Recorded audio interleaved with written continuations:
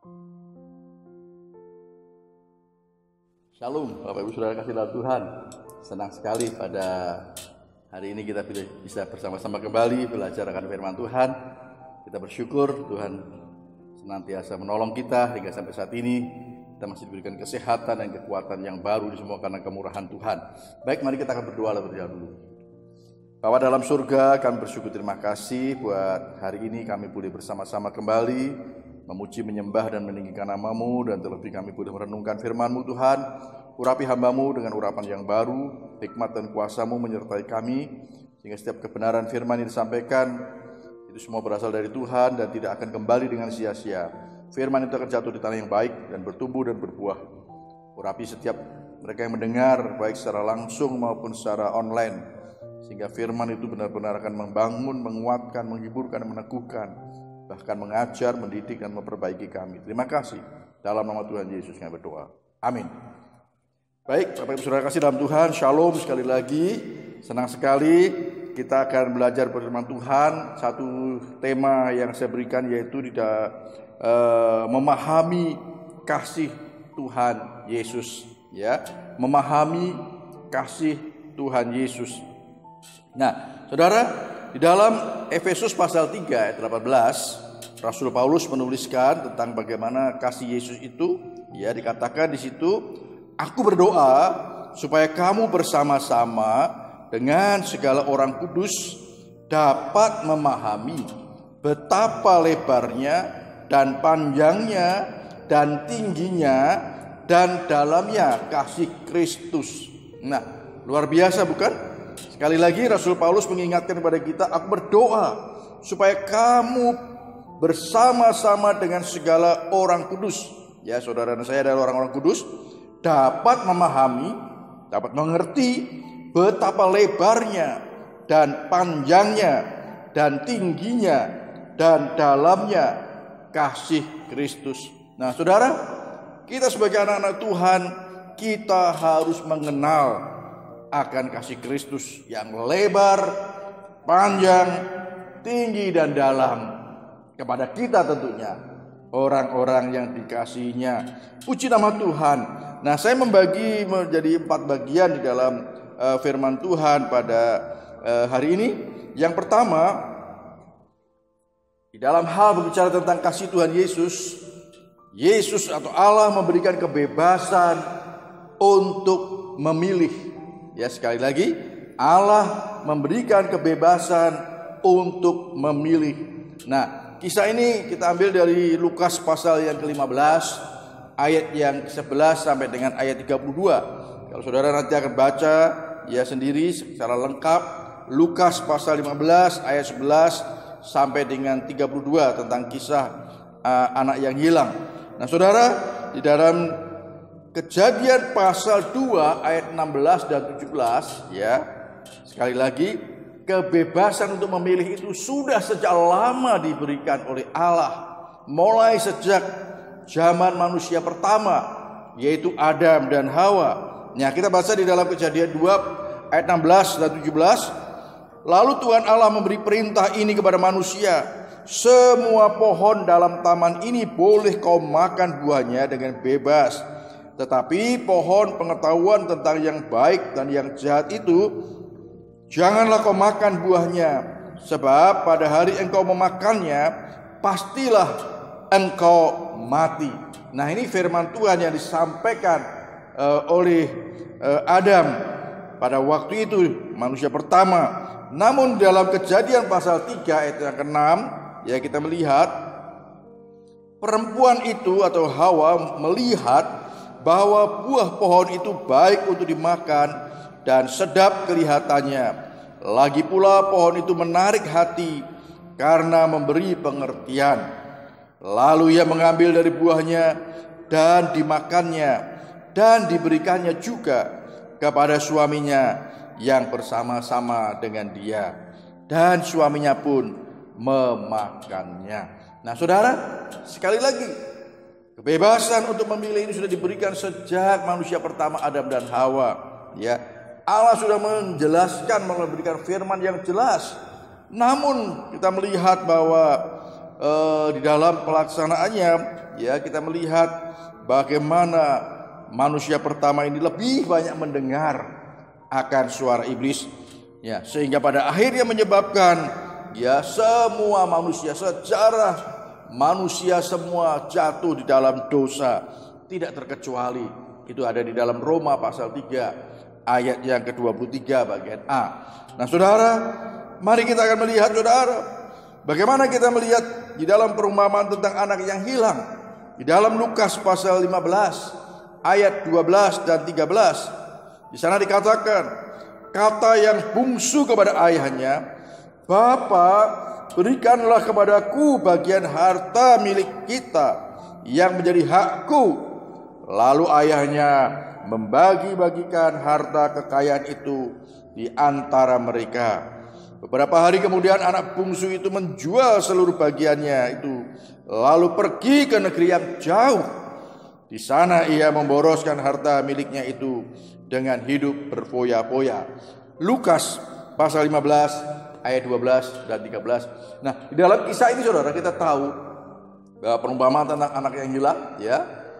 Kemudian dikatakan si bungsu ini memilih, ya, apa yang menjadi keinginannya, ya, meminta hartanya bagiannya, padahal orang tuanya masih ada. "Berikanlah kepadaku bagianku." Nah saudara, dan kemudian akhirnya dikatakan dia menjual semua harta bagiannya itu dan dia pergi ke negeri yang jauh. Nah saudara, kita melihat bahwa dalam peristiwa ini anak yang hilang ini dia mengambil satu keputusan, ya, menuruti keinginannya sendiri, memilih menuruti keinginannya sendiri, dan pada akhirnya dia meninggalkan bapaknya. Saudara, ini suatu hal yang sangat-sangat penting, menjadi satu pelajaran bagi kita saudara. Memang kita sebagai anak-anak Tuhan, kita sebagai orang-orang percaya, kita sudah dipilih, kita sudah diselamatkan, kita sudah diampuni dosa-dosa kita. Namun Tuhan masih tetap memberikan kebebasan kepada kita. Apakah kita mau menuruti kehendak Tuhan, ataukah kita mau menuruti keinginan daging kita sendiri, keinginan kita sendiri? Saudara, Tuhan memberikan kebebasan kepada kita. Inilah luar biasanya, karena Dia begitu mengasihi kita, ya, Dia masih tetap memberikan kebebasan kepada kita. Nah saudara, sekali lagi dalam peristiwa anak yang hilang ini, Allah memberikan kepada anak itu untuk meminta harta miliknya dan meninggalkan bapaknya. Saudara, Allah sangat mengasihi kita sekali lagi. Namun Dia memberikan kebebasan penuh kepada kita untuk menentukan pilihan kita. Walaupun saya percaya, di saat kita memilih sesuatu yang tidak berkenan di hadapan Tuhan, di saat kita memilih sesuatu yang itu berdosa di hadapan Tuhan, saya percaya Roh Allah yang ada di dalam diri kita ini pasti Dia akan mengingatkan kepada kita, ya, pasti akan mengingatkan kepada kita, sebab Tuhan sangat sekali lagi mengasihi kita. Ingat, kasih Tuhan apa? Lebar, panjang, tinggi, dan dalamnya luar biasa kepada saudara dan saya. Jadi Tuhan masih memberikan kebebasan. Tetapi saat kita melakukan sesuatu yang tidak berkenan di hadapan Tuhan, Tuhan pasti akan mengingatkan kita. Rohnya yang kudus itu pasti akan mengingatkan kita, sebab Dia mengasihi saudara dan saya. Puji nama Tuhan, puji nama Tuhan. Saudara, di dalam kehidupan kita, ya, saat ini kita melihat ada anak-anak Tuhan yang mereka menuruti keinginannya sendiri, bukan menuruti kehendak Tuhan. Akhirnya memilih satu keputusan sendiri. Ya, oke, mungkin masalah pasangan hidup, mungkin masalah pekerjaan, mungkin masalah keuangan, sehingga akhirnya dia rela meninggalkan, pergi jauh meninggalkan Tuhan. Sama seperti anak yang hilang ini, dia memilih untuk meminta warisannya, meminta uangnya, bagiannya, dan kemudian dia meninggalkan. Artinya apa?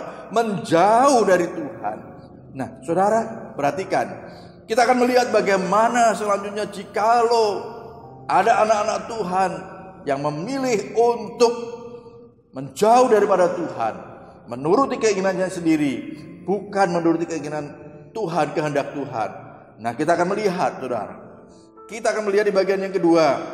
Ya, bagian yang kedua, saya katakan di sana, Allah mengingatkan bahwa segala sesuatu itu dapat berubah. Sekali lagi, Allah mengingatkan bahwa segala sesuatu dapat berubah. Nah, saudara, di dalam Ibrani pasal 13 ayat 8, kita melihat di sana Ibrani 13 ayat 8, Yesus Kristus tetap sama baik kemarin maupun hari ini dan sampai selama-lamanya.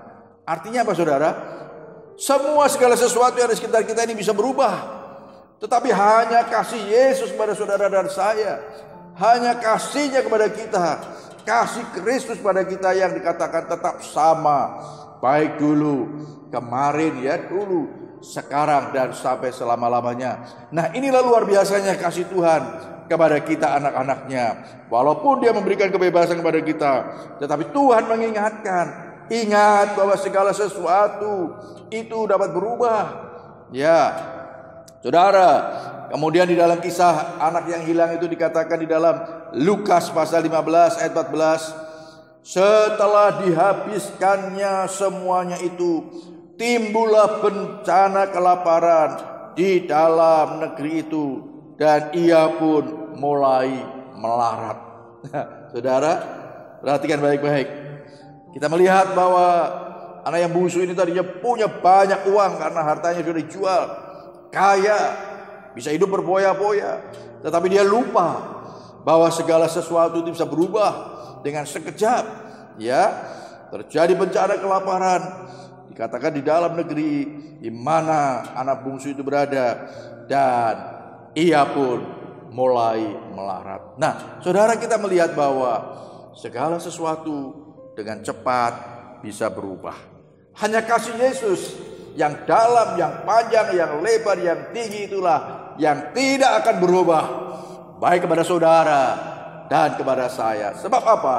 Tuhan memang adalah kasih, dan kasihnya itu diberikan kepada semua umat manusia, terlebih kepada kita yang percaya kepada Tuhan. Sekarang perhatikan, selain dari kasih Yesus pada kita, segala sesuatu dapat berubah. Ya, dikatakan anak yang hilang itu tidak sadar, dia tidak mengerti bahwa segala sesuatu itu dapat berubah. Ya, kalau orang-orang di sekitar kita mengatakan seperti roda berputar, ya katakan ya, bisa tiba-tiba mereka yang tadinya kaya bisa menjadi miskin, mereka yang miskin juga bisa menjadi kaya, saudara. Artinya apa, saudara? Segala sesuatu bisa berubah, hanya kasih Yesus yang tidak pernah berubah. Namun bagi kita, saudara, anak-anak Tuhan, jikalau kita tidak meninggalkan, tidak menjauh daripada Tuhan, ya, apapun yang terjadi, apapun perubahan yang terjadi di sekitar kita, saudara, biar kita tetap selalu siap menghadapi perubahan itu dengan tetap selalu mengucap syukur kepada Tuhan. Saya percaya, saudara, di saat kita tidak jauh, tidak meninggalkan Tuhan, ya, seperti perumpamaan anak yang hilang itu, tidak meninggalkan, tidak menjauh daripada Tuhan, ya, walaupun perubahan terjadi, ya, mungkin kita bisa mengalami perubahan di dalam kehidupan rumah tangga kita, Tuhan izinkan, tetapi biarlah kita tetap selalu mengucap syukur kepada Tuhan. Kita akan tetap dapat selalu mengucap syukur walaupun perubahan apapun yang terjadi. Saudara, saya sudah 65 tahun hidup ya di dalam Tuhan berkati sampai saat ini 65 tahun. Saya baru sekali ini mengalami apa yang namanya ada pandemi COVID-19, ya, yang semua harus dilakukan di rumah, ya, bekerja di rumah, berdoa di rumah, ibadah di rumah, ya, belajar di rumah. Nah, saudara, artinya apa, saudara? Yang tadinya tidak ada bisa ada, saudara. Ya, kita tidak tahu apa yang akan terjadi ke depan. Kita tidak tahu. Tetapi bagi kita anak-anak Tuhan, mari kita tetap selalu mengucap syukur kepada Tuhan. Apapun perubahan yang Tuhan izinkan terjadi di sekitar kita. Saya percaya di saat kita dekat dengan Tuhan, tidak meninggalkan menjauh daripada Tuhan. Saya percaya saudara, ada satu sukacita tersendiri, ya, ada damai sejahtera tersendiri yang Tuhan akan berikan kepada kita, orang-orang yang dikasihi Tuhan. Puji nama Tuhan. Jadi ingat saudara, segala sesuatu bisa berubah, hanya kasih Yesus kepada kita yang tidak akan pernah berubah. Puji nama Tuhan. Nah saudara, bagian yang ketiga saya katakan, ya, Allah masih memberi kesempatan. Allah masih memberi kesempatan. Nah saudara, dalam Injil Matius 11 ayat 28 di sana dikatakan, marilah, ya, kepadaku. Ayat ini sangat terkenal sekali. Marilah kepadaku semua yang letih, lesu dan berbeban berat, aku akan memberi kelegaan kepadamu. Injil Matius 11 ayat 28. Saudara, Yesus luar biasa sangat mengasihi saudara dan saya. Kalau toh ada anak-anak Tuhan yang selama ini sudah memilih keinginannya sendiri, meninggalkan jauh daripada Tuhan, ingat, Yesus sangat mengasihi engkau. Yesus masih memberikan kesempatan kepada kita. Dikatakan, marilah kepadaku semua yang letih, lesu dan berbeban berat, aku akan memberi kelegaan kepadamu. Tuhan masih memberikan kesempatan selama kita masih hidup, ya, selama saudara dan saya masih hidup, Tuhan masih memberikan kesempatan karena kasih-Nya memang tidak pernah berubah. Nah saudara, tadi saya katakan kalau ada anak-anak Tuhan yang sudah menjauh daripada Tuhan, memilih keinginannya sendiri, meninggalkan Tuhan hanya karena pasangan hidup, hanya karena pekerjaan, hanya karena masalah keuangan, mari, Tuhan masih memberikan kesempatan untuk saudara boleh datang kepada Tuhan. Marilah kepadaku semua yang letih, lesu dan berbeban berat, aku akan memberi kelegaan kepadamu. Juga di dalam Wahyu pasal 3 ayat 20 di sana dikatakan, lihat, aku berdiri di muka pintu dan mengetuk. Jikalau ada orang yang mendengar suaraku dan membukakan pintu, aku akan masuk mendapatkannya, dan aku akan makan bersama-sama dengan dia, dan ia bersama-sama dengan aku. Luar biasa. Tuhan masih tetap berdiri di depan pintu hati, ya, kita semua, ya, terlebih pada mereka yang sudah meninggalkan jauh daripada Tuhan, mengetuk pintu hatinya sampai dia mau membukakan pintu hatinya dan dikatakan, aku akan masuk, ya, mendapatkannya, dan aku akan makan bersama-sama dengan dia, dan ia bersama-sama dengan aku. Artinya apa saudara? Tuhan masih mengetuk pintu hati kita semua, terlebih mereka yang sudah meninggalkan Tuhan, yang sudah menjauh daripada Tuhan. Tapi Tuhan katakan, kalau ada orang yang membuka pintu hatinya, aku akan masuk dan makan bersama-sama dengan dia. Artinya apa saudara? Dia akan memberikan satu sukacita, dia akan memberikan satu pemulihan kepada kita, ya, memberikan pemulihan kepada kita, supaya kita boleh kembali bersama-sama dengan Tuhan. Puji nama Tuhan. Saudara, kembali di dalam kisah anak yang hilang itu dikatakan, Lukas pasal 15 ayat 20, maka bangkitlah ia dan pergi kepada bapaknya. Ketika ia masih jauh, ayahnya telah melihatnya, lalu tergeraklah hatinya oleh belas kasihan. Ayahnya itu berlari dan mendapatkan dia, lalu merangkul dan mencium dia. Saudara, sekali lagi, ini adalah bukti daripada kasih Kristus yang dalam, lebar, panjang dan tinggi yang disediakan bagi kita. Puji nama Tuhan. Yesus masih mengundang, ya, untuk mereka semua boleh datang padanya. Terlebih saudara yang selama ini mungkin sudah menjauh daripada Tuhan, yang saudara sudah tidak lagi menuruti kehendak Tuhan, tetapi menuruti keinginan hati saudara sendiri, ya, dia terus mengetuk pintu hati saudara untuk saudara supaya membukakan pintu hati saudara, dan dia akan makan bersama-sama dengan saudara. Puji nama Tuhan. Ya, dalam peristiwa anak yang hilang ini dikatakan, ayahnya datang kepada anaknya, berlari merangkul dan mencium anaknya. Perhatikan saudara, ini adalah gambaran bahwa Yesus sangat mengasihi kita.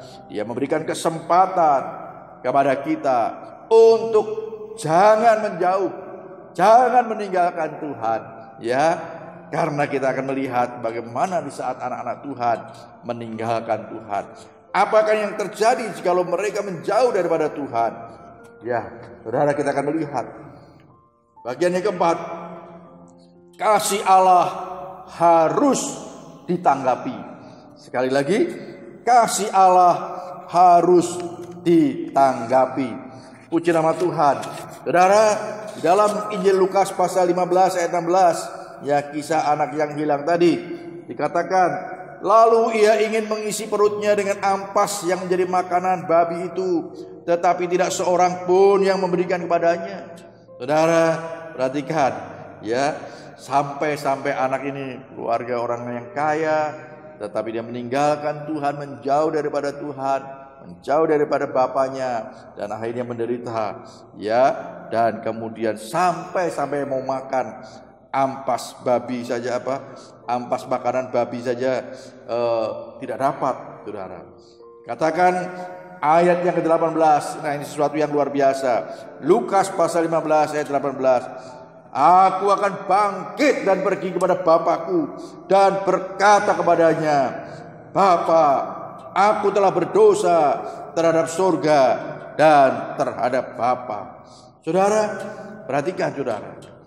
Langkah awal daripada orang-orang yang mau datang kepada Tuhan, yang mau kembali kepada Tuhan, yaitu dia harus menyadari bahwa kalau menjauh daripada Tuhan, meninggalkan Tuhan, dia akan mengalami satu penderitaan, ya, melarat. Katakan sampai mau makan makanan babi saja tidak dapat, saudara.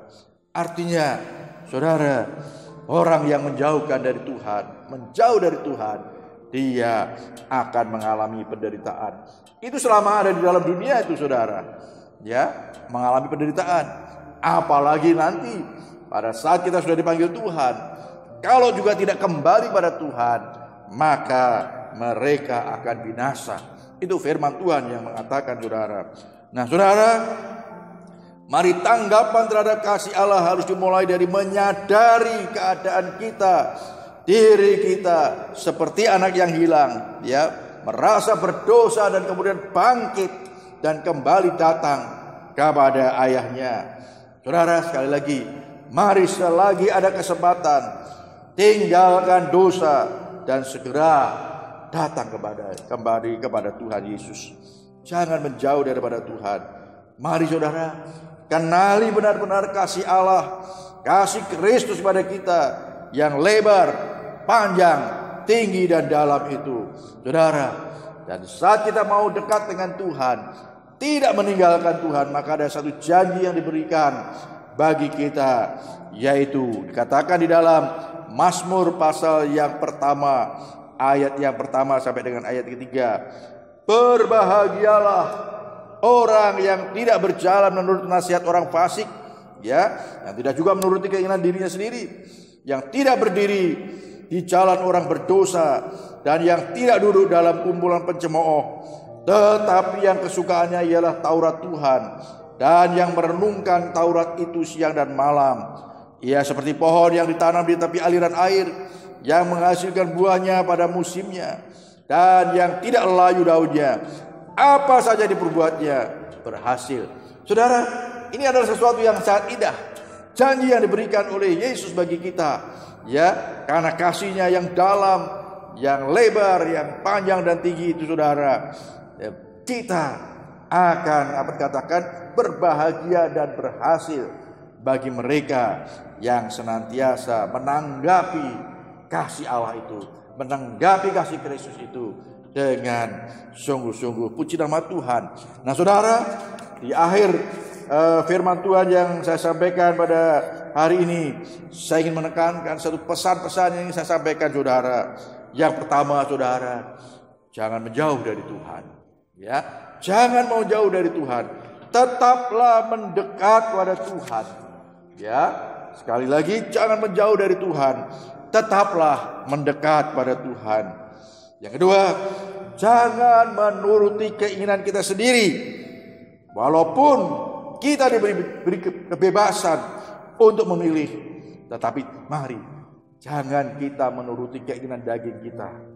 Jangan kita menuruti keinginan daging kita.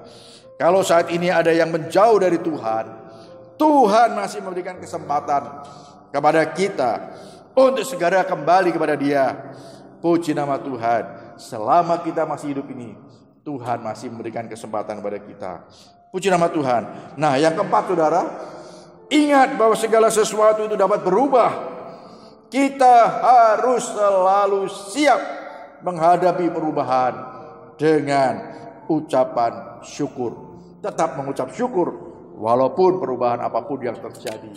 Hanya kasih Yesus yang tidak akan pernah berubah sekarang sampai selama-lamanya. Puji nama Tuhan. Ingat terus akan kasih Kristus, saudara, yang tidak pernah berubah. Ya, kasih Kristus pada saudara dan saya yang apa? Lebar, panjang, tinggi, ya, dan kasih itu disediakan pada kita. Dan bukan hanya itu saja, ada janji yang diberikan pada kita. Orang-orang yang menanggapi kasih Kristus, apa janjinya?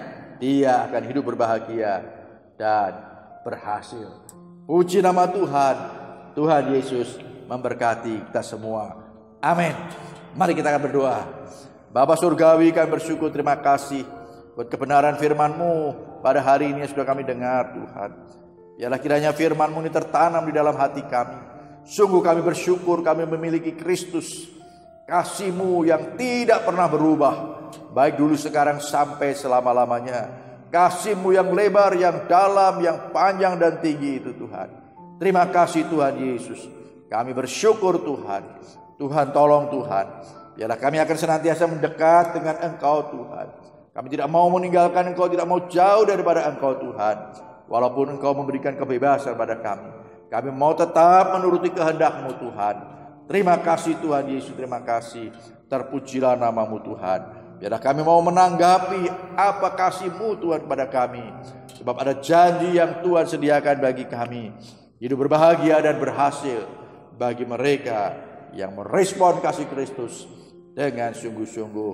Tuhan, jikalau ada di antara kami, Tuhan, anak-anak-Mu yang sudah meninggalkan Engkau, yang sudah pergi jauh daripada Engkau, Tuhan, dan menuruti keinginan dagingnya sendiri, keinginannya sendiri, Tuhan, nyatakan belas kasihan-Mu, Tuhan.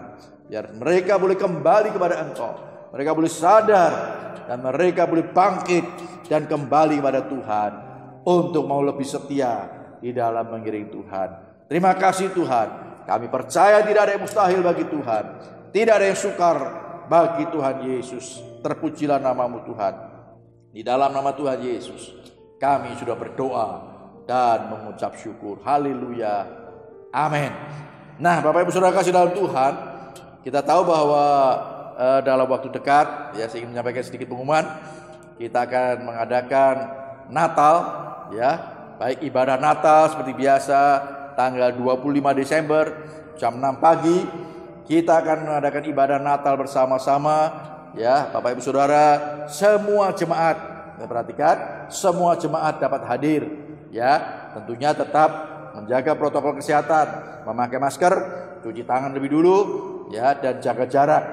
Sekali lagi, kita akan mengadakan ibadah Natal bersama-sama tanggal 25 Desember. Nah, kemudian tanggal 27-nya, yaitu hari Minggu, ya, hari Minggu, ya, kita juga akan ada perayaan Natal. Sekali lagi, ada perayaan Natal jam 5 sore. Nah, itu juga boleh dihadiri oleh semua, ya, semua jemaat boleh hadir di dalam perayaan Natal tanggal 27 jam 5 sore. Nah, saudara, oleh sebab itu pada kesempatan ini saya menyampaikan, silakan Bapak Ibu Saudara, jikalau ingin membantu persembahan Natal, ya, ada amplop, saudara bisa tuliskan persembahan kolekte dan juga dana Natal 2020 saudara bisa isi. Atau mungkin saudara mau memberikan secara khusus ya persembahan Natal, silahkan sudah bisa tulis nama ya, kemudian besarnya sumbangan Natal, kemudian tanggalnya sudah bisa tulis ya. Kalau saudara mau membuat amplop sendiri, bukan amplop ini. Puji Tuhan, sekali lagi terima kasih. Tuhan Yesus berkati. Saya percaya anak-anak Tuhan akan tetap taat mengikuti protokol kesehatan. Tuhan Yesus berkati kita semua. Amin.